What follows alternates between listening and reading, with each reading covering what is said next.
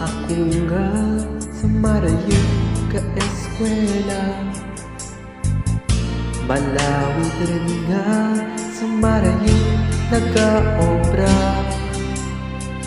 Kalakas kang oras sa kada higayon, sa masingang nga palibot magamo nga sitwasyon.